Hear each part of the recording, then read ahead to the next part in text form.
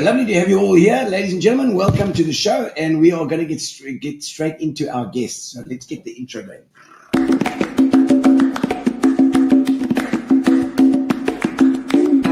Ooh, welcome to the show. Now is your time to shine. We're gonna have a like a chat tonight. Another good time. No, it's fine. Hey, also, Justn, lovely to have you on the show. Thanks for having me. And I see you got your Sunshine Coast tourism. Yes. Tourism. Yeah. It's tourism, I think, because you go on a tour. On tour. Yeah, we were just talking about a tour the other day before we started about you going on a tour to Cape Town. That's it. Yeah, no, I mean, Sunshine Coast. You are the epitome of Lower Albany. We are.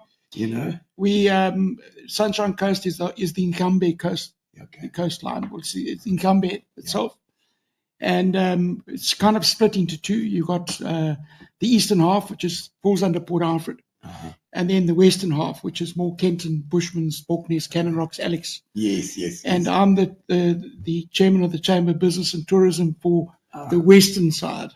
Okay. So we're part of SET. Towards the Port Alfred side? No. Kenton, Bushman, towards Alex. Towards Cape Town. Okay, there we go. So, I was always thinking, where's he?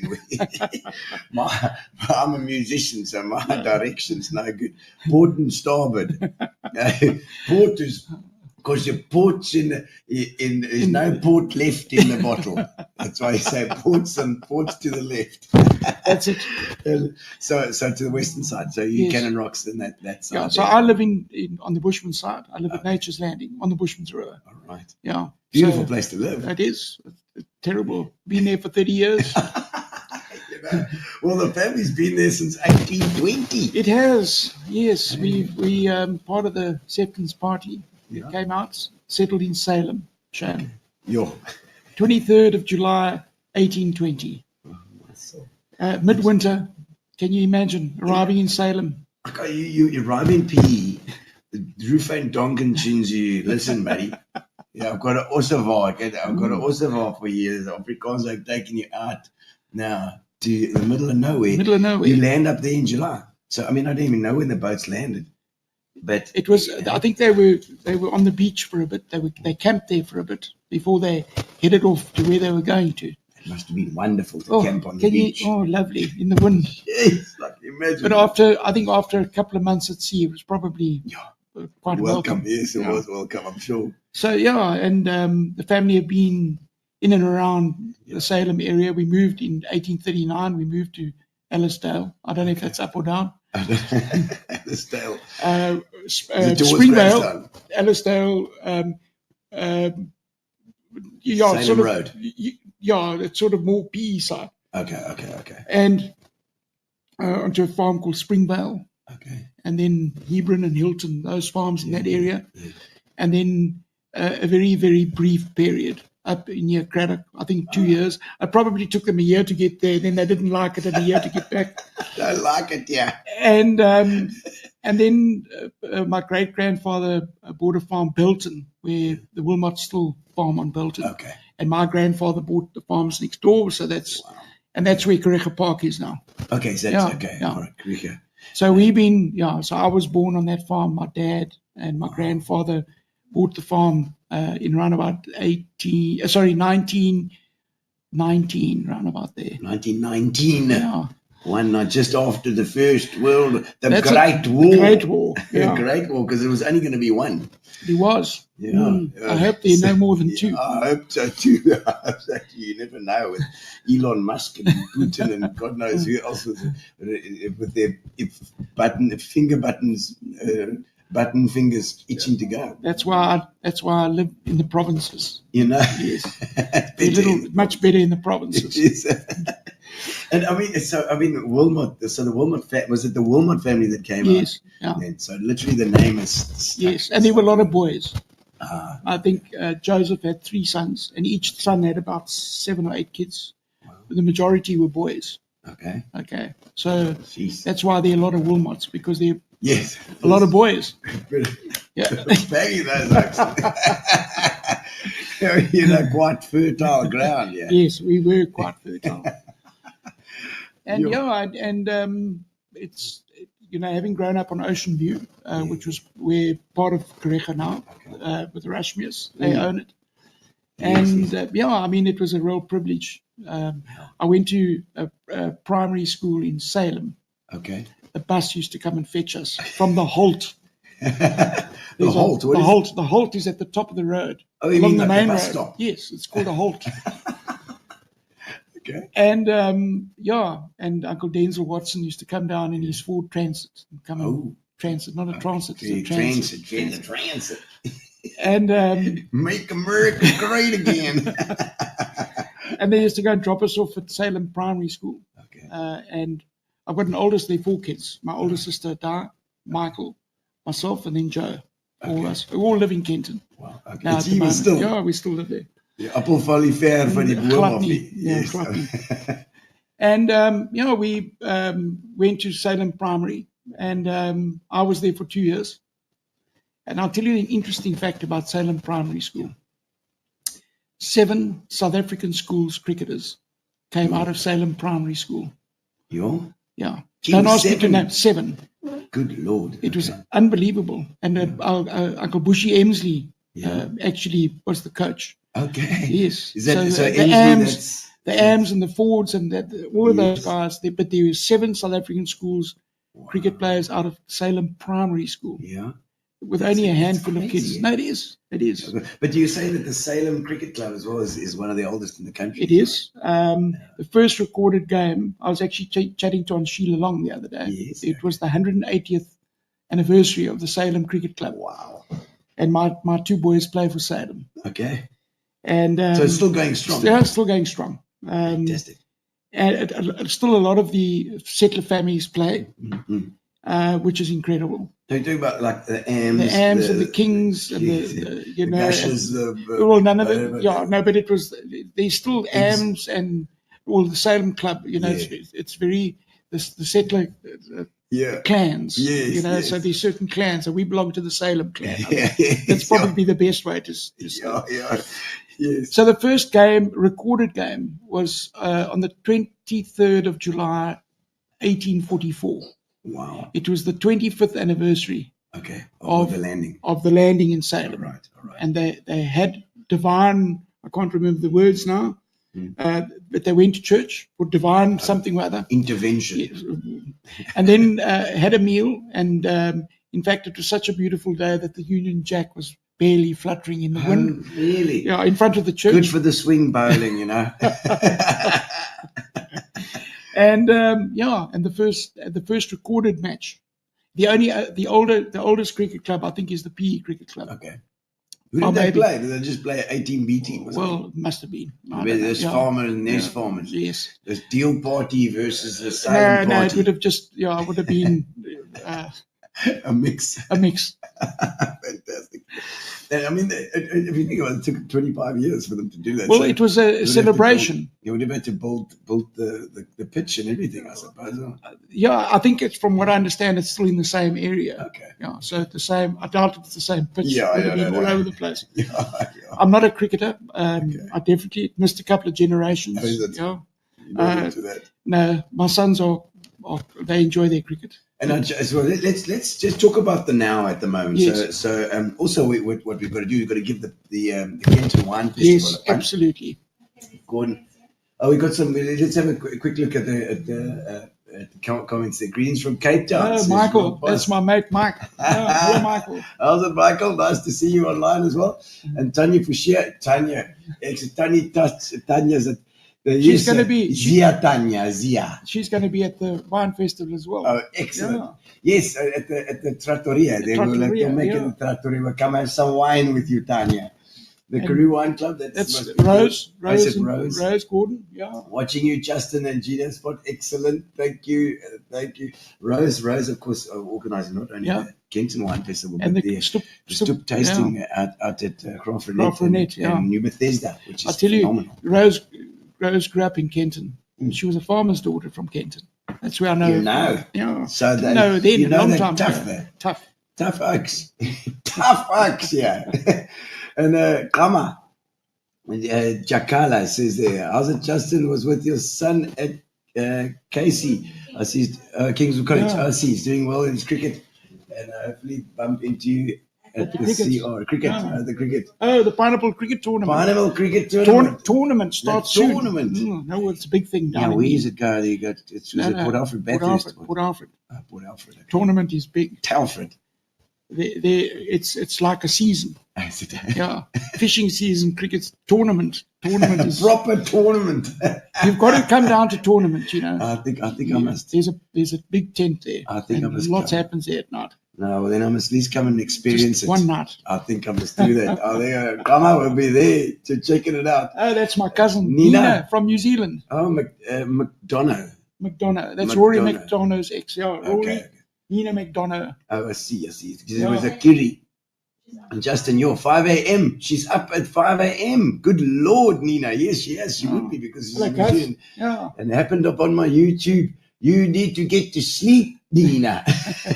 Classic Albany, absolutely. Brian Wilkinson says, any relation to the great EP Crypto Laurie? Well, all Laurie. part of the same clan. Yeah. The Wilmot clan is all of those Wilmot buggers. His grandson Campbell actually plays for Salem. Oh, really? Yeah. Okay, Brian. Oh, brilliant. Okay. And Russell Russell Lovemore, how's yeah. it? Yeah, Yeah, Russell. He's just a celeb now. Absolutely. You know, we don't get just anybody on this show, Russell. We have to get the top. You know, we get taking the cream off the top.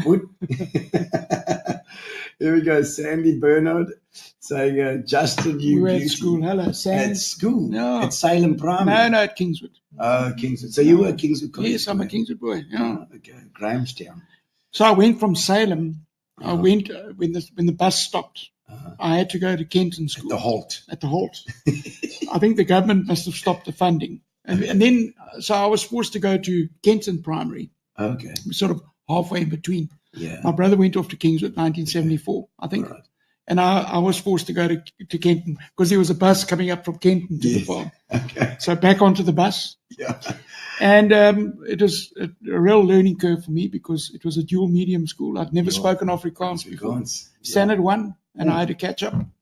But I had some wonderful, wonderful memories of Kenton. Bushmans. Is it Bushmans? In the Kenton. Afrikaans? Yeah. Afrikaans. Where do the Afrikaners come from? Because Well, it was tweetalig. It was completely tweetalig. And a couple of memories. We used to wear khaki with a green tie, bottle green tie, and bottle green socks. Isn't that perfect? Adrian Purdon was at Yes. he was at Ross and Adrian. from Kenton. Adrian, Okay. he played EP wing. Oh, wow. Yeah, Okay. so Burdens. Birds and I were at Kenton Primary together. He was a few years behind me. Oh, somebody tag the Burdens, please. They're also, bloody hell, they're all over the place. Yeah. I see David Rogerson there as well. Yes. He says you're a natural. Mm. Hello, David. Oh, David, nice horse, David. Is that the one that looks like a Derek Brans. Derek Brans as well. Is that? He's now recently retired. That's Kathy's husband. Yes, Yeah. I know Derek. Yes, absolutely. He's always get roped in with Kathy as well. Yeah, you know, there's no sitting still with her. Okay. And then, I was there. And then, of course, moved off to Kingswood. Mm. And I was there from Standard 5 to Matric. Okay. You'd never say, but Border. Yes. Oh, right. Woodhouse. Proudly Woodhouse. Woodhouse, yeah. And you'd never say, but I was a sprinter.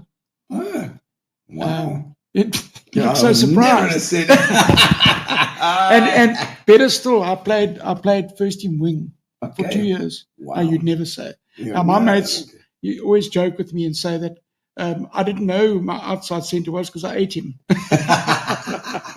That's not very nice. You know, that's the way it goes with your schoolmates. I'm afraid you're going to have a thick skin. Okay, so Kingswood from there as well, and then from Kingswood I went to UPE. UPE. Yeah, and loved my time there. Loved it so much. I was RAG chairman for 2 years. Yeah. I was the first double 2 years in a row. So I was on the SRC. You say Garth Wright was also with you? Yeah, at that time? Garth was on the SRC with me as well. And Sid. Sid was at school with me. He was at Kingswood with Rob Archibald. Oh, right. Sid was my age. Yeah, Robert was a year behind. These guys all been on the show. Yeah. Please tag Rob Archibald and Sid Meyer. Sid Meyer, yeah, he's an absolute legend. And I see there, Sandy says that our school still stands on the hilltop. On the whole top. No, that's the Kenton Primary School. Our school stands on the hilltop above the sounding sea. It was the Kenton school song. Wow. Yeah. Isn't it lovely? And then after, I really enjoyed my time at UPE. As RAG chairman, organised all the parties on campus. That was kind of my thing. Yeah. Traveled to every campus in South Africa. Yeah.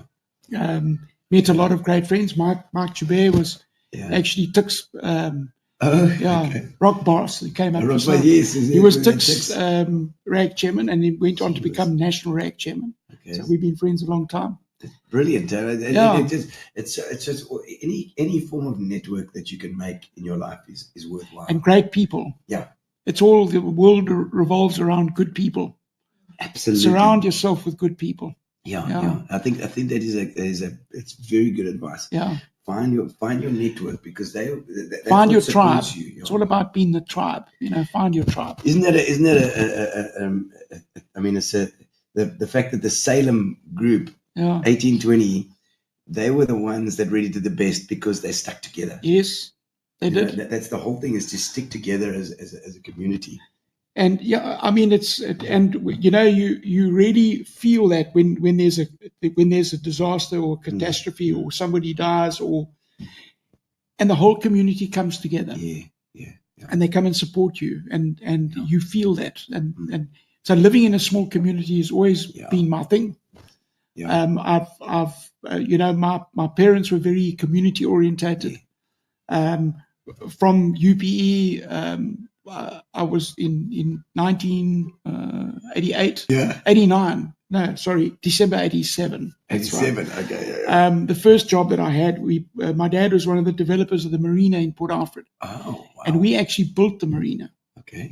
My dad and our construction company. Okay, he had his construction company. Yeah. As well. So we were civil engineering, and I still do that. Okay. My dad was self-taught, and then he taught me, because I did a BCom. Okay. Yes.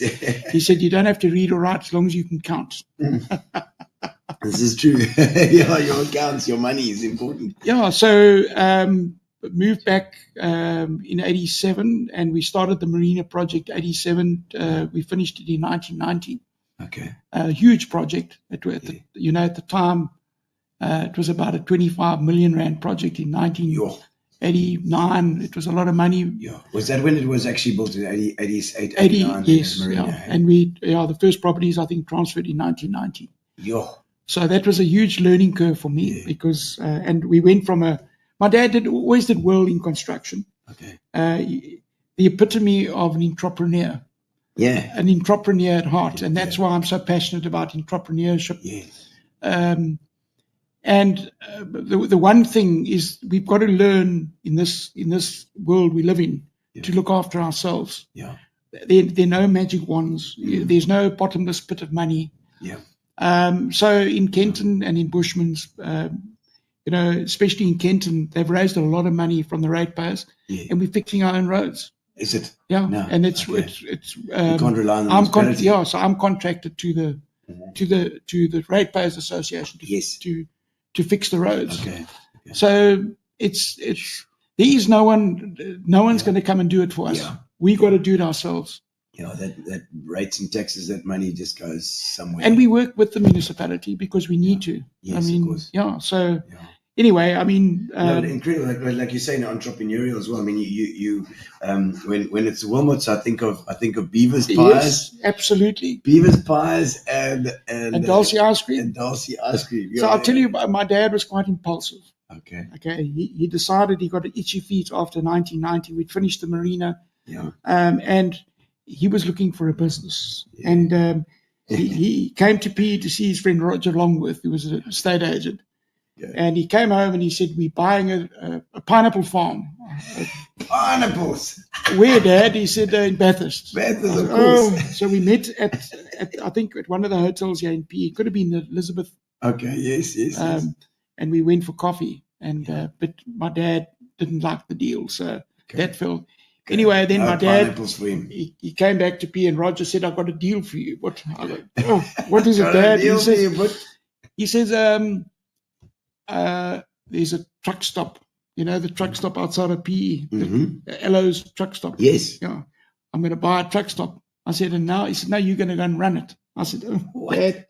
Jeez. Anyway, that fell through. Okay, thank God for that.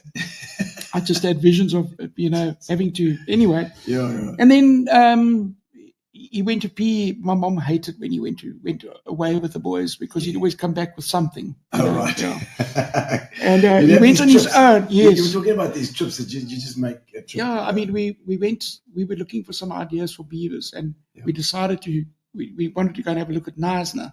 Okay. So we took off. I think there were 4 of us. It was my dad, my nephew Alan, my brother, and myself. Yeah. We drove to Knysna, chatted all the way, had breakfast, and drove home. Dad says he liked nothing nicer than a road trip. Bit of a tour. Go on a tour. That's so funny, man. So just take a bit of family time as well, you know? And all of you.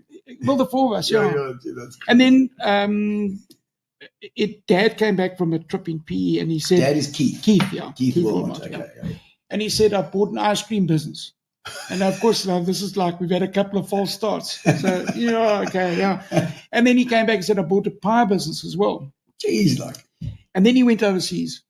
1st of September 1992. Yeah. We took over the pie business and the ice cream factory at the same time. So I moved the ice cream factory in PE, 310 Cape Road. 310 Cape Road. Near Savoy Motors with the BP garage across the road. Yes. Next to that, it's a casino now, I think. Okay, yes, yeah. I think I do know. Yes, Palazzo or something. No. There's a Pick and Pay behind it. Oh, okay. Yeah. Okay. Yes. Anyway, so I was packed off to PE, and he said, "You're going to go and learn to make ice cream." So I said, "Okay, well that's cool." Dulce ice cream. And I came here. Jeez, I moved into a flat. My folks had a flat here, and it was owned by a guy by the name of Hubert Stempowski. Stempowski. From PE. I've heard that name. And Hubert started Dulce. Okay. And there were 3 stores. There was Ring Street. Yes. There was I used to go Summer Strand. Okay. And Cape Road. There were 3 stores. Whereabouts in Cape Road? Sorry, Ring Street. Well, at 310 Cape Road. There was a factory in the back and a shop in the front. Okay. And we bought we bought the franchise. Yeah.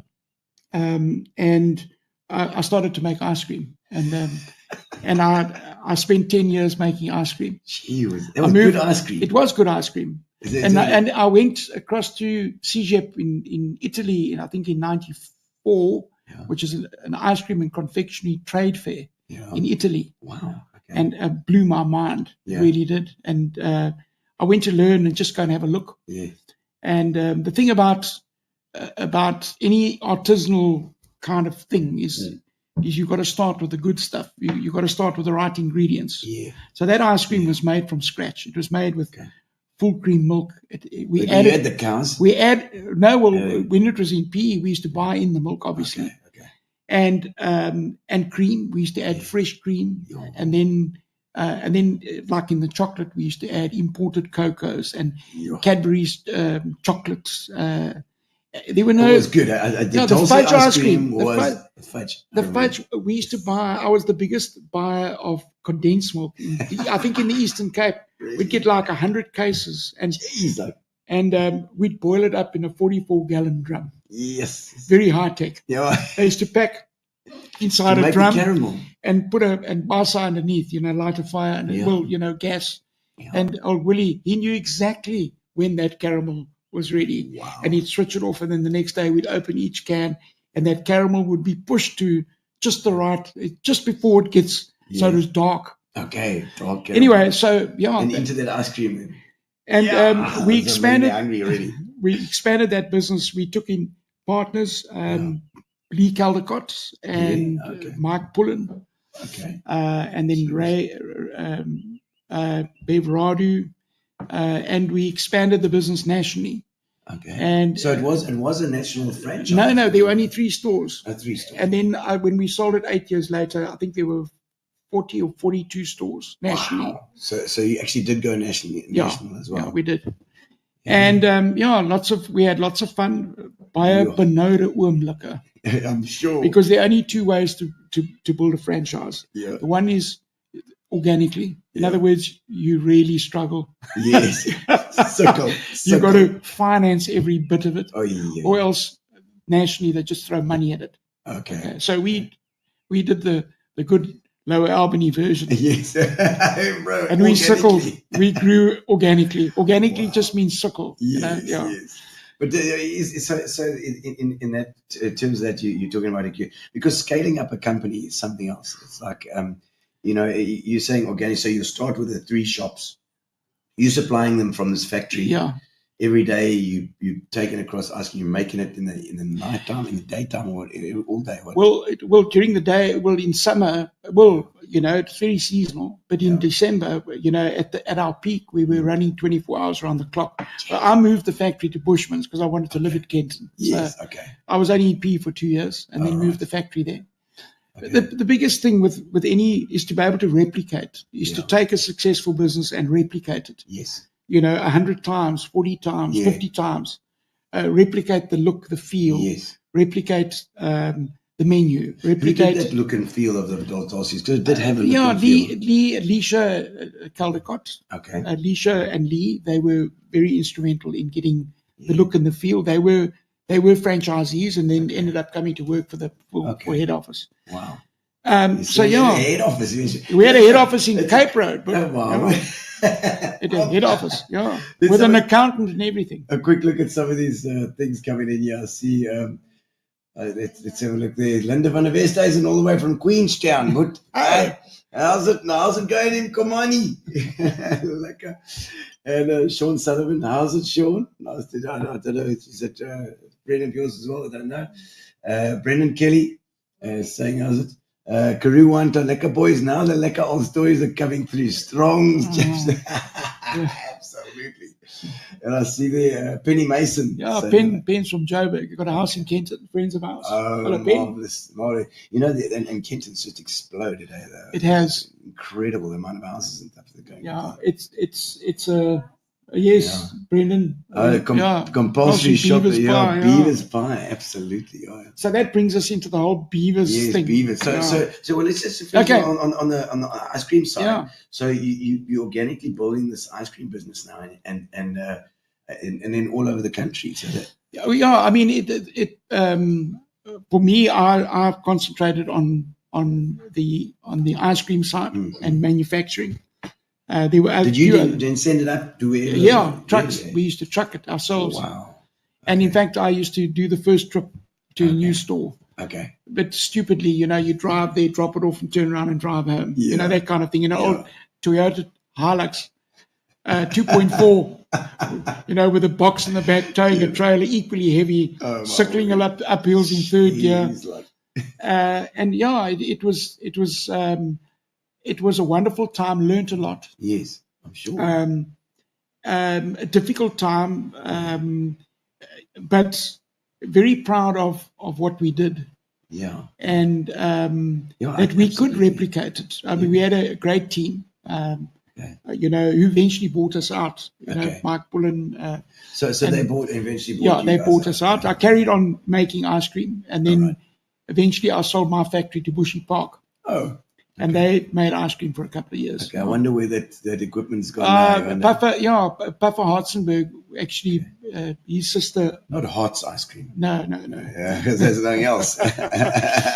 Puffer's an old schoolmate of mine, and he was running the Bushy Park dairy, so they took over. Have they closed down now? Yeah, they have, I think they might be farming again. Okay. Yeah. Okay. Jeez. So I mean, and then Beavers, obviously. Beavers. Okay, so 1992, there was a little pie shop. That pie shop started. Let me get this right. I'll think of the name of the people, and they were looking for a takeaway. Okay. And they thought burgers were very messy, so they thought they'd make pies. Yeah. It was a motor car dealership, Okay. and they Where's started this in this Port in Alfred? Port Alfred. They started with this little takeaway, Yeah. and they started making pies. And as the story goes, they were looking for a name, and the sister said to the brother, "Well, we're working like little beavers, because they're working so hard." And that's where the name Beavers I'm glad came to hear from. it came from that and not Yes, nothing definitely. else. Yes, yeah. Not in those days. No, it wasn't. Beaver had a different meaning back there. It meant real pies. Yes, I'm sure. We're going to get into like a cuck. But no, so and was then, it always in the same spot there? Yes, and then he sold it to a guy by the name of Danny, and Danny registered the Beavers trademark. Ah. And then Danny sold it then to another family, and he wouldn't sell the trademark. Okay. Shane, I can't think of Shane. I'll think of the name. Yeah. Anyway, so they call them Treat Eat Pies, and they franchised Treat Eat Pies. Ah. And then we bought the Port Alfred store, and Dad went to Danny and said, "Listen, I want to buy the trademarks." Okay. So to this day, my brother and I still own the Beavers trademark. Okay. Yeah. Fantastic. And it's such a famous thing. It is, especially on here. It was my dad's passion. Yeah. Okay. So, and of course, it went. The reason why it turned 24 hours is because it was a Saturday evening, and Glenn Tree, who was one of our construction foremen, was doing the late shift, and. There were two cash boxes, a blue one and a red one, and the red one had the change in it. The blue one had all the notes in it. Yeah. And as Glenn went to go and switch the alarm on, a guy came around the corner with a gun, and he said, so he said to his daughter, "Give him the red box," and of course they made off with all the coins. And my dad said after that, he said, "We're never going to close again." Okay. And we were probably one of the first 24-hour stores. Yeah. And it was always convenient. That place there next to the filling station, you pull in there late at night and had the machine outside that said, "This machine doesn't give change." And we always used to go to, "Does this machine give change?" It's hilarious. And so, and at one stage there were actually 7 or 8 beavers all over the country. My dad was, but I'm sure when the internet came in, everybody was searching for beavers on the internet. I registered it, and I own the domain beavers.co.za, and I had to explain to my father. I had to really explain to him what a domain was first, why I had to also register pieman.co.za. Okay. I had to explain to him why I had to also register the second domain, and he still didn't understand it. Anyway, we still. Oh God! Pieman is. So we still use Pieman. I still own Beavers. It's there. Beavers.co.za. Yeah, I'll tell you a lot of hits every day. So the pies went well. The most pies we ever sold in a day were around 3,000. Wow. And we were really busy, especially after Oxborough. Yeah. And I tell you, somebody's mentioned Oxborough. Pies after Oxborough. There we go. Ross says that's exactly what you just said. Hello, Ross. Ross Riddle. Because I'm sure Bathurst was the thing. The things that I've seen. I'm sure. It's. Tell us some stories, because late at night there must be ridiculous stuff happening. Well, there was a dare once. We had cameras all over the place eventually. Okay. And eventually when we pieced the whole thing together, 2 couples arrived out of their minds. And the 2 girls stayed at the door. The 2 guys dropped everything. And they walked up, and they weren't allowed to cover themselves, and they had to lean across the pie count warmer and ask for a sausage roll. That was a dare. And we had cameras all over the place, and the poor lady working behind the pie counter. Can you imagine? She bent down to go grab the sausage roll, and she was met with an eyeful. Let me get that sausage roll. Oh my God. Anyway, they then had to go in. There was a condom dispenser around the corner. We actually used to dispense the most condoms in Eastern Cape. Really? We used to get them by the caseloads, free condoms. These acts will sell anything in Albany, honestly. No, they were given away for free. All right. It was part of the. Okay, yeah. okay. And then they then had to turn around and have to go and pay for the pie and walk out. It was And then there was the guy that tried to bring his bakkie into the shop, and he knocked the 2 front doors off. No.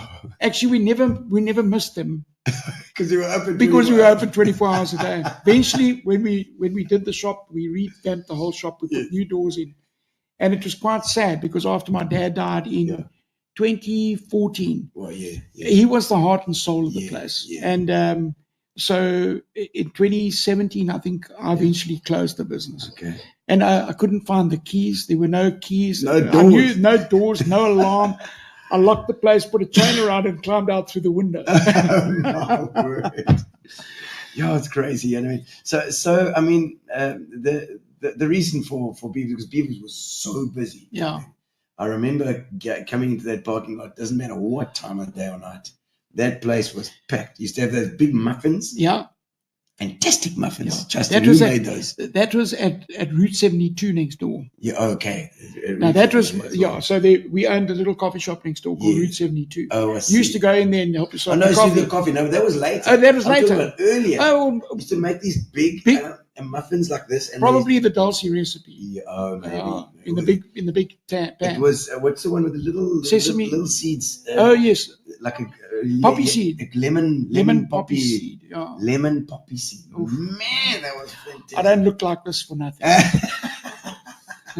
Don't you still make those somewhere? No. There you go. No. Yeah. And then the bakery there. You have a bakery at the back. Yes, we had a bakery in the back. Yeah. Okay.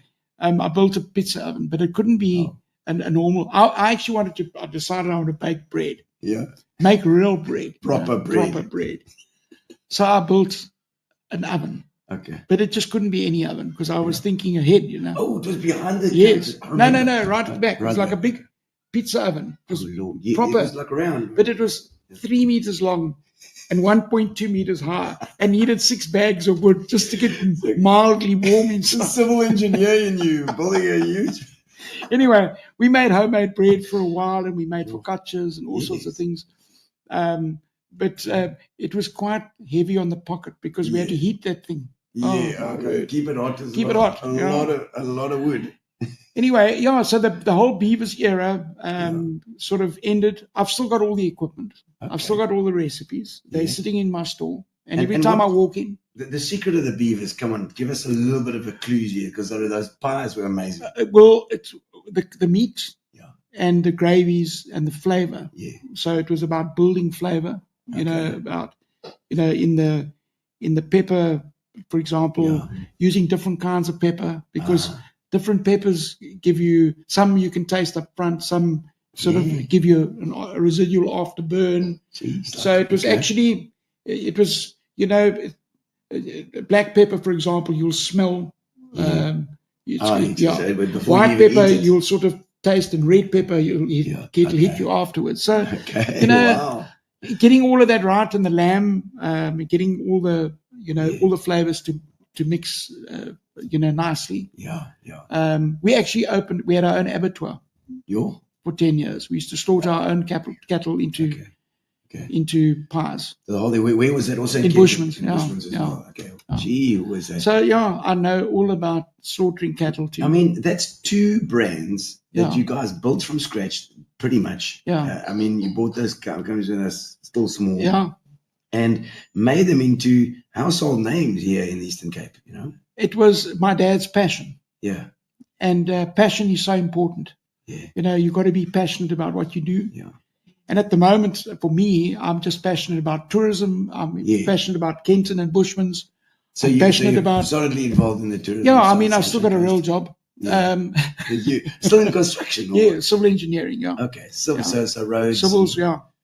And I think it's so important to give back. So I was a tabler for 17 years. And then I've been a Rotarian for 16 years. Yes, when you get a little older and more conservative, then you become a Rotarian. Well, the table is all about drinking.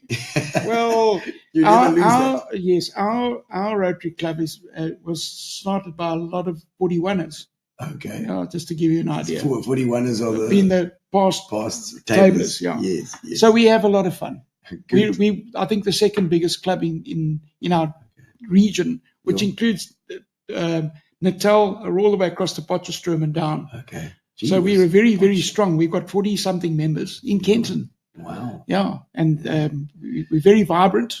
Where does Ernie used to be in Grahamstown, I think? Yes, Ernie Rothman. Yes. Ernie was the man. Yeah. No, and I think so.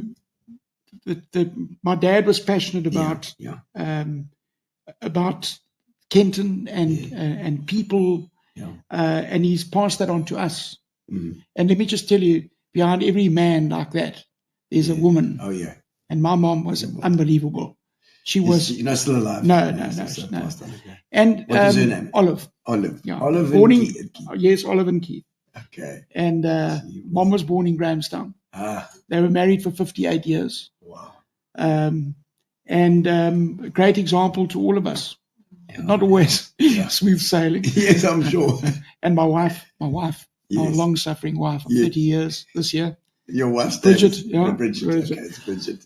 So she tells me, yes, you have, She tells me I'm behaving more and more like my dad every day. Isn't that always the case? And my aunt, my dad's sister, says, "Oh, you look just like your father." Yes, of course. And I'm the way I walk, I think the way all the little mannerisms, I see them, and I just pretend not to look. Yeah. Even the way I sit in the van and pull my cap on. And Bridget says, "Straighten your hat. Sit up straight." That's just the way it is. You see yourself in your folks, like I always find it isn't a relief or a something to make you feel a little bit better is about death in the family. The death of your folks is a big thing. It is. And just to know that they're right inside you, that your genes are right there. Well, I keep saying to my sons, I've got 2 sons and a daughter, and they always, ripping me off. I say, "You see this is what you got to look forward to." Absolutely. And for the record, I looked a lot better at your age than you do. No, you're heading one way, baby. Oh, that's hilarious. I see Brenda Clare there is watching. How's it, Brenda? Nice to see you there online too.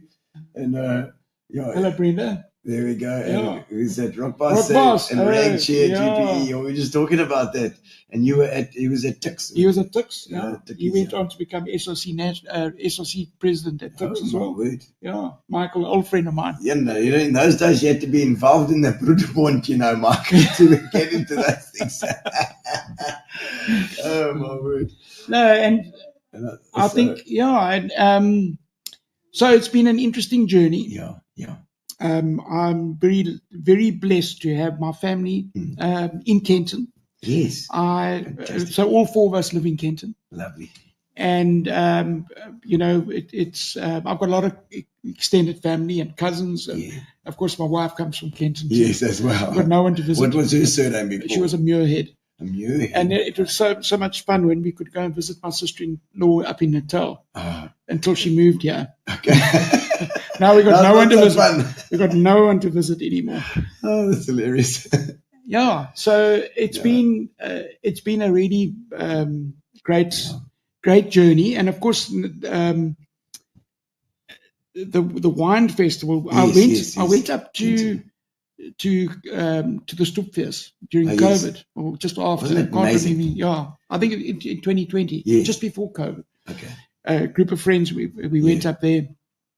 And I really liked this idea. And I booked accommodation through a lady called Rose. She found me a house. Rose, yes. And Rose Wright. And they were used to come on holiday in Kenton. Okay. Anyway, and we had a meeting at Pizzarella. And Louis Hutting and myself and Rose Louis. and Gordon. Yeah. XGM. XGM. Yeah. And then that's how the whole thing started in Kenton. And it's so really you got in, you decided, hey, come on, bring it to Kenton as well. Yeah, we always looking for something in the off season. We're really busy. We're really busy over season. And we've just had a bumper super Christmas. There's a lot to do. There's a lot of entertainment. Old years and that side, that is always hectic. And so we're always looking to introduce other things during the year. And the one thing, of course, is the wine festival. And of course, this year you guys are coming. We're going to be there. We're going to be on there the Thursday night. The 20th of March. 20th of March, we'll be there doing it. And it's a Thursday night. Friday is a public holiday. That's why we're doing it on the Thursday night. So you can come, you can taste the wine during the day, straight up to the backyard.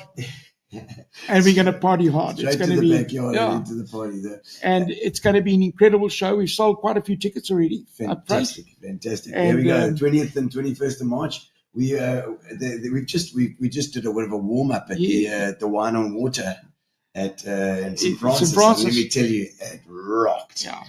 80s is the right thing. This is the right thing. Tickets available where? On Quicket. Quicket. Okay, just search Kenton on Sea.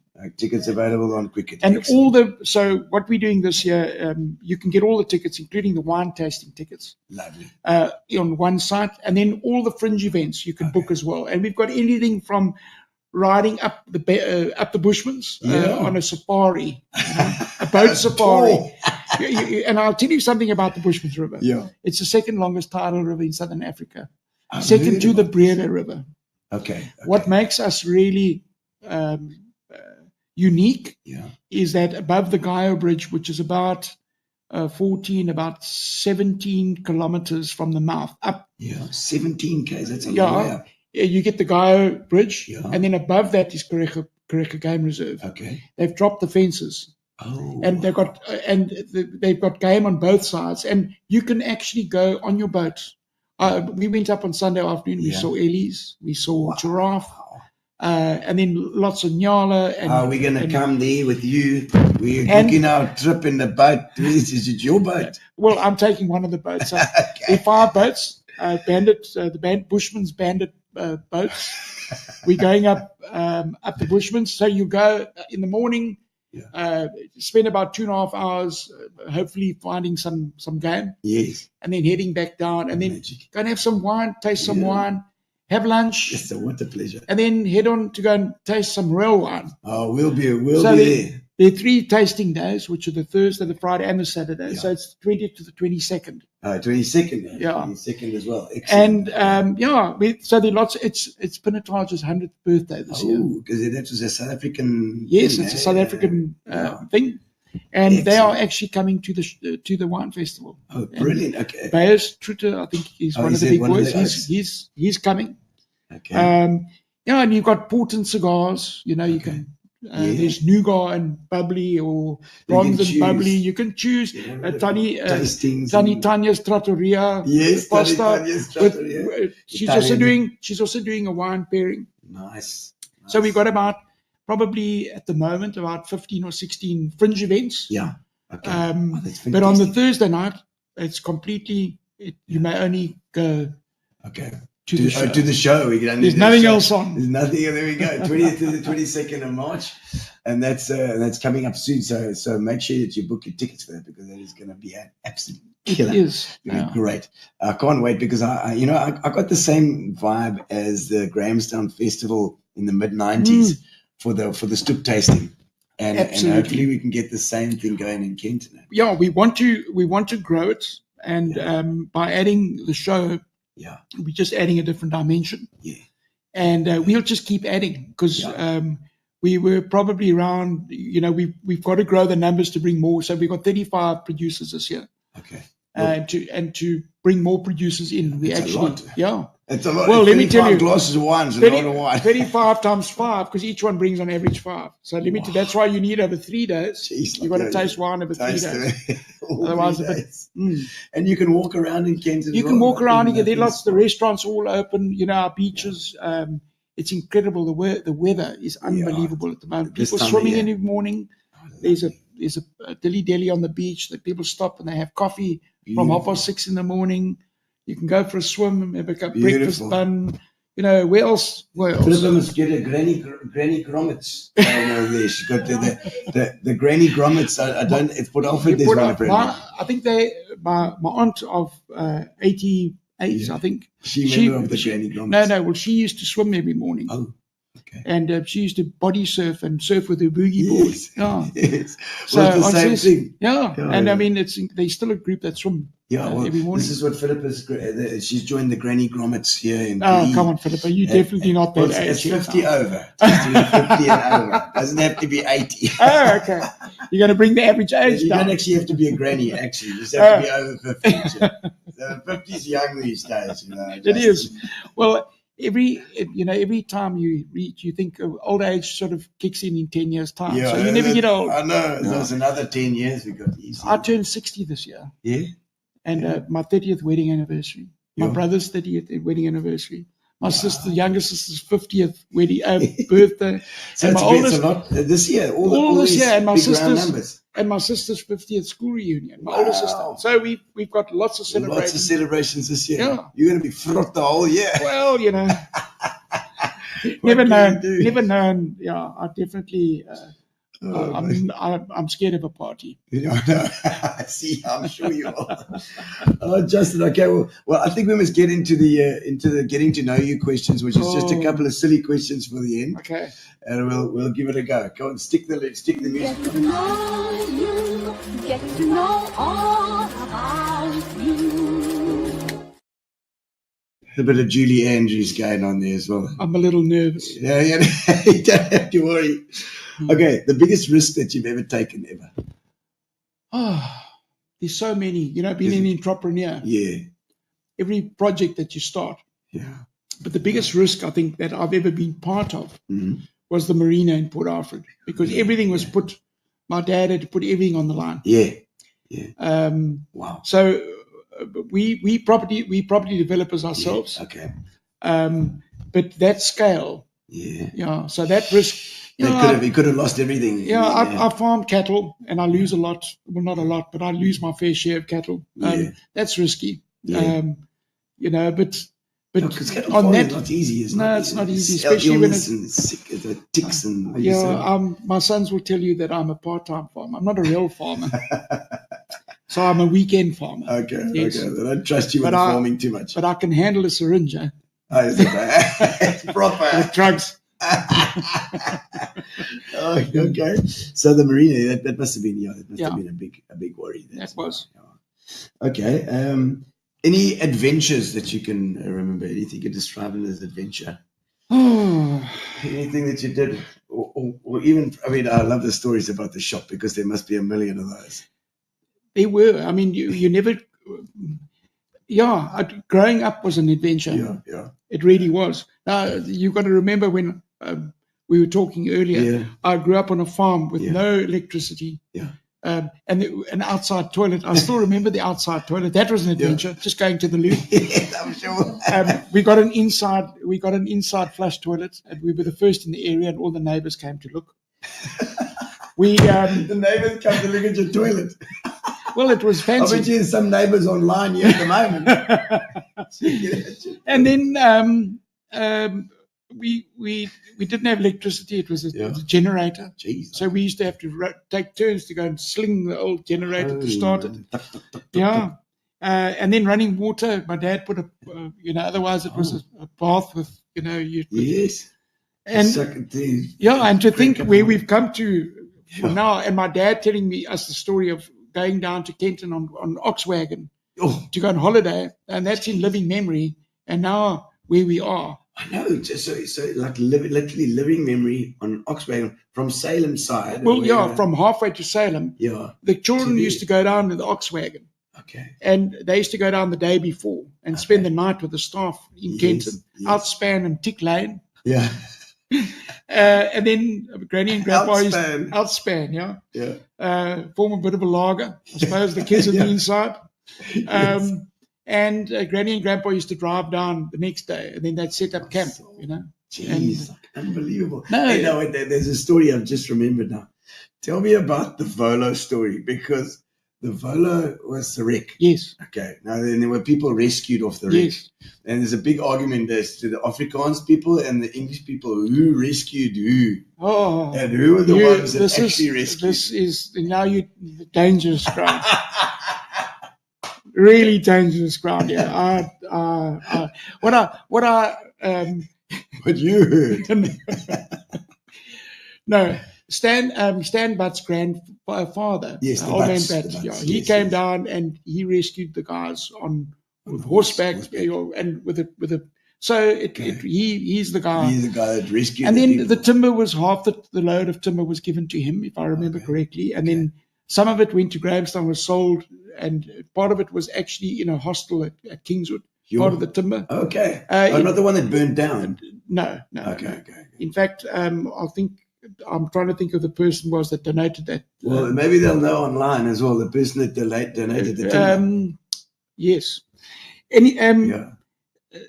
they'll tell us in the comments. They can tell us. What I will tell you, we owned the Kenton Hotel. Oh yeah, Pep's Palace. Wow. I don't know if you've ever heard of Pep. It was legendary. I don't remember but I remember the trees. We used to go and dance there in the 80s. Yes, that was Pep's Palace. Okay. That was the disco. Palace. Yes, the disco. So my dad and his business partner, Putti Mala, all the estate agents went to some conference and they arrived and they went to go and talk to Pep Fraser. Yeah.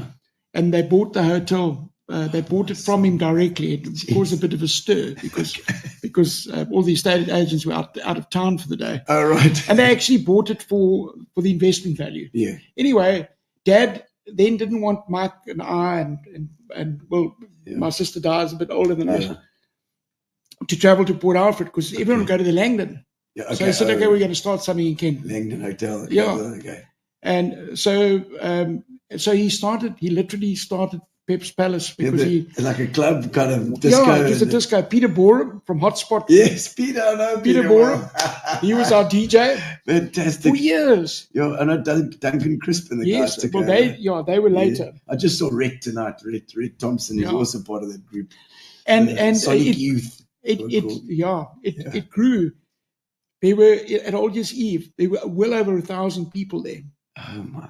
I remember dancing on glass and bales, hay bales. Yeah. And then we had to enclose it because everyone complained about the noise. Of course. The trees. Yeah, the two trees. Yeah. The story is that they came. Stan Butt's father brought the two trees down, or they were tiny little trees that he planted. Yeah.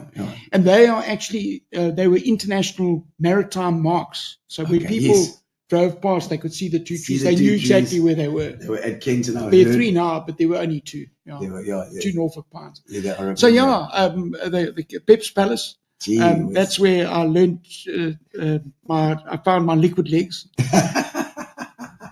Pep's Palace. Pep's Palace. Your dad had a plan. Eh? Oh, Dad had a plan. Yeah. Gee, Dad really he did. He knew exactly what to do. And the way that he's kept the family together as well, like you say, this is there's little invisible strings that pull you. and my greater family. It's just all incredible that we all still tight. Brilliant. But Pep's, a lot of the people watching tonight would have been at Pep's Palace. Yeah, I'm sure. And the stories now, you can imagine those stories at Pep's Palace, but I won't. This is where I want to draw the line. I was given a lecture by my brother and sister. In fact, as I was driving in, the phone call came through from them. So just remember, don't drop the family. That way. Don't tell that story. Oh my word! It's having Sherilyn is saying, yeah, I remember the outside toilet at my late aunt's farm in Haterdale. Middle of the night. Oh no! Well, there was always a potty, so you didn't have to go out out in the cold. Oh my Lord! That used to live under the bed. Oh God, no! I remember with the clay nacey. Pep's Palace. That's Haley. Pep's Palace. There we go. My brother and sister and mates lost their name several times. Absolutely. We all did. Yeah. Everyone.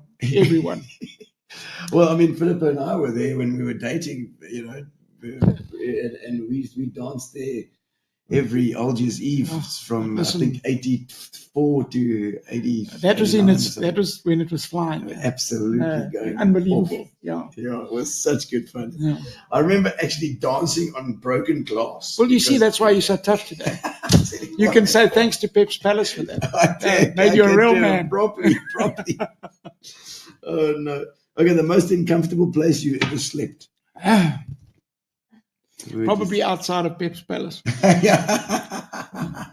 Going home one night. My dad decided that his son, I used to have an old Escort, blue and white, with a white, blue, like baby blue with a white roof, a vinyl roof. Yes, and a white interior. I know exactly what that looks like. That's beautiful. But he decided that, because when I became RAG chairman, that I needed an up. Oh, okay, right. So he bought me a GTV, an Alpha GTV 2-liter, two-door. I hope you wish you had kept that now. You absolutely worth a bloody right. fortune. And it must have been in that sort of era that I remember getting into the car and starting it. And I woke up the next morning with my arms on the steering wheel, the door open, the car still running. Don't do this at home. Yeah. It comes, very irresponsible. So the door's closed. Honestly. But those cars are now worth a bloody fortune. They are. I actually, I collect little cars too. Oh, dicky cars. Okay. Yeah. And I've just they've just brought out a series of those Alpha. Oh, lovely. Yes, I've got one in each color at the moment. Nice. Yeah, Okay. yeah. Oh, nice. So you're still doing that. We've got a big collection, haven't you? About close to 400, I suppose. Jeez. Yeah. I went through a read during sort of COVID time. Okay. Bridget said, yeah, I'm sure she's saying, don't you get the shit out of the house? No, she said you've got to find yourself. You've got to just find something to do. Because you're driving me mad. Yeah. So I said, okay. And we were in Cape Town, and I bought my son a dinky toy. Yeah. And then I decided to keep it myself because it reminded me of my youth. Yes. And that's where it started. Isn't it amazing how, as a boy, as me too, Scale Electric cars. Hey, and little Matchbox cars. Yes, I've got all the cars that my brother and I played with. Yeah. Yeah. Corgi, Dinky, Matchbox. Hot Wheels. Oh, I think Hot Wheels is only later. Yeah, it is later. Yeah, and I must say, so they are. My older sister died. Yes. And then, so she's, I think, 65, 66 this year. Okay. Michael's 62. Died, I think, 66. Sorry. Are you the youngest then? No. Just wait. And then Michael's 62. I was born in 65. Okay. And then Lord Lamaki Joe was born in 75. Oh, so there's 17 years between my two sisters. Jeez, like unbelievable. No, it is unbelievable. She was a real Lord Lamaki then. She was. She stole my limelight. Totally. I was the baby for 9 years, and she came along and messed up the whole show. The whole shebang. Jingoes, man. Jan Buerta, your dad and I finished in Bazaruto. Yes. Yeah, we had fished. We in the marina, they built a 58-foot cat. Wow. Called Royal Cat. Is that what the butt cat's all about? Yeah, no, this wasn't a butt cat. Okay. Don't start this, please. This was the guys in Port Alfred, but the Lee Cats built this boat for us. The Lee Cats. And I remember Uncle Stan Butt, who built butt cat boats, sitting in the pub one night at the Kenton Hotel on the back of his cigarette box. And he said to me, what speed did they say that boat can get to? And I said, 28 knots, Uncle Stan. He said, never. It won't do 17. And he was right. Right. It depends what boat you put in the back. I don't know. No, it was a big boat. And that's the boat that Jan's talking about. It went to Bazaruto for a while. Wow, it's 17 knots. Yeah. Just pushed through. And then it's now in it's now, the last I heard it was in Trinidad. I mean, they took it across. Still going. Well, so we sold our share in it many years ago. Okay. Dad went across the check on the boat. He flew into Miami, and then he picked up his mate, and they flew to Trinidad, and they checked on the boat and flew. And I said, Dad, what's Trinidad like? He said, Alex, but just next to the sea. But like Alex, just next to the sea. I love it. Oh, yes, says Rock Boss, you can come visit us in Cape Town. Always a bed and a brew for you, my friend. Thank you, Michael. I'll come as well. Yeah, Michael. I'll bring Gino along too. Pop in there, Michael. Sounds like it's quite a liquor place. No, it is. He lives in Hermanus. Yeah, right. I think I watch the Whales of August. Yes, they do. Okay, that's like so amazing that you still got the friends from way back. Friends are so important. Oh, very, very. Yeah. Okay, your biggest adrenaline rush. Well, you can see I'm not much of an adrenaline junkie. You're not an extreme sport person. No. You can still sprint now, though. Well, sprinting isn't the problem, stopping. You might get up to speed, but you need about 400 meters to slow down. Momentum's a hell of a thing. Fair enough. No, I'm not. Well, I think I used to off-road race with my dad. Oh. We had the Settler 500 and the Settler 500. It was a national race. Oh, it was actually a race. It was an off-road race, and it was very serious. I think for about 8 years we raced. No, motocars. Motocars? Yeah, like a rally? Like a rally, but off-road, like in through the pineapple lands. Shit, pineapple, the pineapples, but... And I used to race with. I raced a few years with my dad. And Did you do navigation? Yeah, I was a navigator. Yeah. No, but you do that thing. Do you do that fast story? 2 bumped over 300 meter left. No, watch out, Dad. Dad, left. Dad. They put out markers for us. God's sakes, Dad. So there'd be one red flag on the left, and then 2. When you get to the 2, you turn. Okay. So it was all marked out for us. Properly marked. And we rolled once or twice. Oh shit. We lost a tire out going through the pineapple lands. And my dad never used to get out the vehicle. He used to just sit there, forward, locked in, waiting for you. Swear at me until the thing was fixed. Threatened to fire the mechanic and then get to the other side, and the mechanic would come up and say, "Everything all right? Yeah, everything was fine, but don't worry about it." Yeah. I've just had 12 hours of hell. Tell him what about the mechanic. And it was incredible. I mean, that was a real adrenaline rush. The Settlers 500. Settler 500. Fantastic. Yeah, and I mean, it only went on for like 8 years or 5 or 8 years. I retired. But that's adrenaline, that. Yeah, I retired before my father. I couldn't handle it anymore. It was a bit much for me. Then he did the barber spun, and he did a few others. He used to race NP as well. Okay. Yeah, so very into motorsport. Well, what car did you have? Escort as well? No, it was proper off-road. So we started off in a beach buggy just because that's what we had. Okay. And then we moved on to a Nissan Safari buggy. Okay. Safari, yeah. It's like the big, you mean with the forks and the whole thing? Yeah, the whole kabang. That's the one we rolled. No, the forks, you say, the suspension. Shocks, the big long travel shocks. Jeez. And then we ended up with a Sandmaster. I was going to ask you if it was a Sandmaster. I love those things. Yeah, they were fun, hey? It's just basically a pipe car. Pipes and a fat engine, eh? And long travel shocks. Yeah, huge shocks. And, you used to go, and then sometimes you wouldn't get it right. Sometimes you got it right. Okay. And there's a lovely story about my dad. There was going through the Riddens farm, Salem. Yeah. The camber of the road was all wrong. So my brother-in-law was racing with Dad in the beach buggy. And they come around, and of course the cambers, so it went like this. And okay. Oh, geez, lucky. Okay. And it was just this doof, doof, doof, doof, doof. And Dad says, shouts to Davey. My dad had a hoarse voice. Yeah. Shouts to Davey, I think we got it flat. Davey said, no, pull to the right. You're taking the fence out.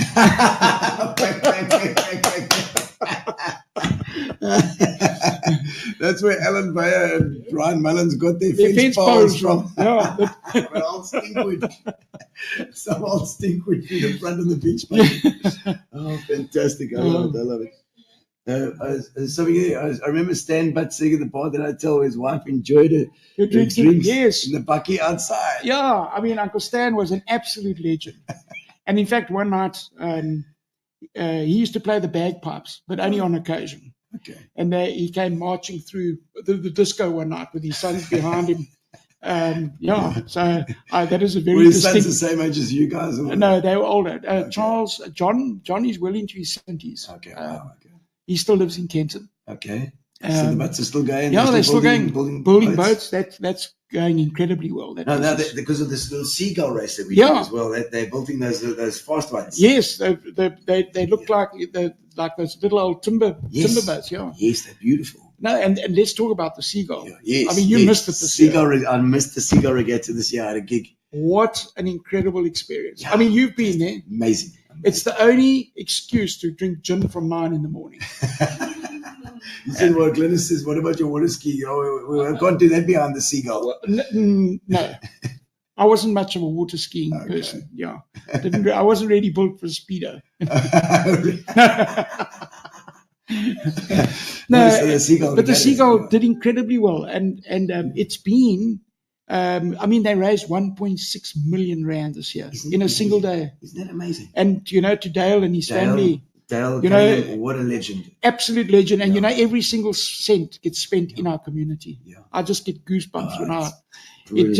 It's such a feel-good story. Yeah. And it's huge. I mean, there's people are just going crazy. It's just such, you see captains of industry rubbing shoulders with mechanics, with fishermen, whatever, it doesn't matter. And bankers and you know what? We all got different boats, but we all got that same engine. Same thing. Unreliable. Yeah, unreliable as an hour. Difficult to start. Jeez, smoke everywhere. Bloody thing cracks all the time. But an incredible, what an incredible show that they put on. Yeah. And, the people are so generous. Yeah. And that's the thing. Yeah. And people go there, they can have a good old fashioned, they can just relax, which is incredible. Yeah, it's true. And of course, it is a world record for the most number of seagulls post World War II. Fantastic. Yeah. Because, I mean, obviously the seagull was famous for the D-Day landings when they had to send people across the channel. Yeah. And they went on this little seagulls and saved so many soldiers. And they're still going. They're still going. I've got a 1952. I want to think of 53. Well, mine keeps breaking, so I had to borrow one. Lastminute.com. Yeah. I go a few days before, and then the impeller. So I phoned mine. Actually, I was so confident. I took the boat down, without a motor. Yeah. I bumped into my neighbor, and he said, "Oh, you're doing the race tomorrow?" I said, "Yes." The problem is my motor's not. He says, "I've got a spare one." Oh, really? There we go. Anyway, I'm off Admiralty.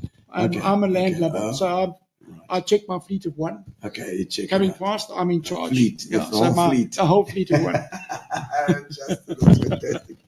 And of course, lots of Fitches and Leeds. Yes, Fitches and Leeds. The brain and the guys. And that's why. Here's the ship right over here. Oh, well. This is the Volo. We don't know. Well, it just needs a seagull behind it. We'll be all right.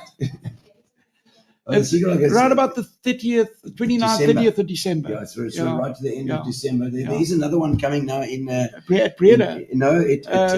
At Crom. At Crom. It's St. Francis. Right, It's coming now in March, I think. March, and then there's the one in the Breda. We're also doing a show there in March too. Okay. You're getting into the whole seagull thing. Properly. Yeah. And of course, like I said, Gary the Brain involved there with Fitch and Leeds. Yes. And I think the Heineken guys also. The Heineken, the local spa. I mean, the Buco. Everyone's in. Everyone. No, it's SA Breweries. Is it SAB? It's SAB. Yeah, last year it was Heineken. This year is SAB. Okay. No, and once again, just something to do. Keep people entertained. The people that come there, just absolute. And you know what? It can't get any bigger. No. It's I think it's about 2,000. Just about 2,500 people. It can't get any bigger. Yeah. You can't really have many more boats. Yeah. So it's just what a privilege. And the band plays from the Sunshine DJ Coast. Ford. DJ Ford, the proper settlers band. And they come in and they play, and it's just unbelievable. It's great fun. I see Sean Paul says, yes, Sean says pies and ice cream after losing at Fish River Casino. Yes, Paul. Sean, I remember my aunt Jean Marsdorp, Dr. Marsdorp used to be Peter Marsdorp. Yes, Peter. Yes. Philippa's uncle and Auntie Jean, who was my aunt, yeah. She used to like a bit of gambling, so she'd get in the bus all the way, special bus all the way to Port Alfred to Fish River Sun, and then back again to Kenton. Feeling a lot lighter now. You only You only ever heard about the winds. No, only about that. She didn't bring up the losses. You know? No. But I'm sure she was losing responsibly. Oh no.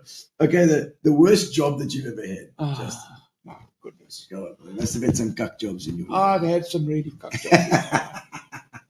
I think, literally, sewage jobs. Oh, God. Yeah. No. It's civil engineering as well. Civil engineering. Yeah. It doesn't really. It doesn't. It's a bit overwhelming. Yeah, sure. The worst job. You know what? I've kind of enjoyed. It's been an adventure. Yeah. It has. But in civil engineering, you studied that? No. You just taught by my father. Just taught by your dad. Yeah, common sense. Really? Yeah. Proper. It's just good old Lower Albany common sense. Yes. Most of it is. Yeah. And I think that you have good jobs and you have bad jobs. Yeah. And the bad ones, once you're into something, you've tendered on a thing, and there's a price. When things go badly, they can really go badly. Yeah. Anyway, I don't want to end on a bad note. No. Another sort of thing, I was talking about Jean Master. Her brother was Don Bailey. Uh-huh. Don was always at the bowls club because he was Cannon Rocks. Don and Stella. Yeah. And I'm playing bowls at the moment, actually. I only play Business just league, bowls. every Monday night. Oh, you do a bit of I'm a business. skip. Oh, is it? Yeah. What is that? Is that the I'm in charge. Of my team. Captain. I'm the skip. We did like The skipper. Yeah. Okay. We did it very badly last night. In fact, our opposition, somebody came and said, Hellswire, are you taking a carrot? And our opposition skip said, at least it's a healthy carrot. It was a healthy carrot. It was proper. I'm not even going to tell you the score. Oh, dear. Yeah. Anyway, my team, the River Rats. Okay, River Rats. Yes, my wife and Richard and Sarah, the four of us. We Excellent. 4 years. The River Rats. We're hoping to get better. Oh no, it's fine. You just keep practicing. With the woods. Yes. With the woods. Okay, let's have a last one. If you could do it all over again, would you do the same part? I would. It's been exciting. Yeah. There's certain choices I couldn't make. Yeah. Okay. Certain things that I kind of had to slide into. Okay. But it's been an incredible privilege, and it's been, the only way you really appreciate the highs is to go through lows. Yeah. You can't go through life on a high. You've got to have the sickling at some You've got to sickle, man. Yeah, and listen, in the Lower Albany, we know how to sickle. Robert, I mean, there must have been times in the business as well. With I don't know about Dulces and Beavers. I mean, were there times when you had to scale up and then a bit of risk? Listen, go and visit the bank manager. Really? You have to give cash flows. That was a bit of a... Griff Molyneux was back then. The Standard Bank manager. We've always been with Standard Bank. Yeah, Bobby Bullock.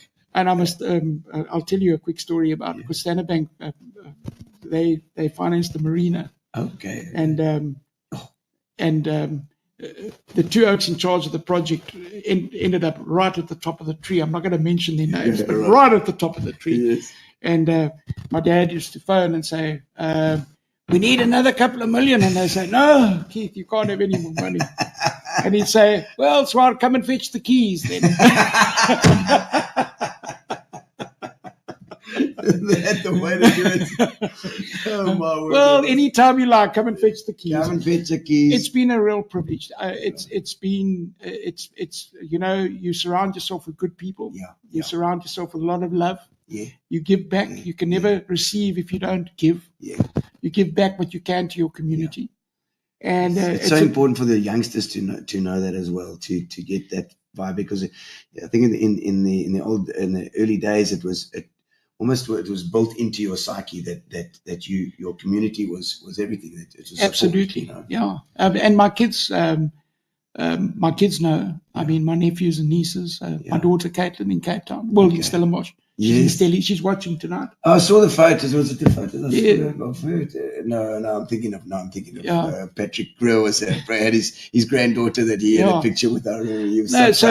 Caitlin's studying in Stellenbosch, and it's a huge honor for her to do that, and to make friends down there. And, far from home. Yeah. Out of the Eastern Cape. Very Afrikaans as well. But I didn't speak Afrikaans up this way. Paul Groch, two legends, thank you. Dulce ice cream for the factory in Beavers. From the factory in Beavers Pies. Yeah, his dad, Uncle Bull, was our insurance. Oh, yeah. Okay. Uncle Bull from PE. Paul and Kelly, they were at school with me. Okay. Yeah. He was a VP in my years. Tall Paul. I'm sure he's still Tall Paul. He's back in PE now. Oh, lovely. Yeah. Oh, good to hear, Yeah. Paul. Lovely, Yeah. man. And his sister's always been here. Thank you for entertaining us. The great show. Thank you, Brian. You're a legend. Thank you so much.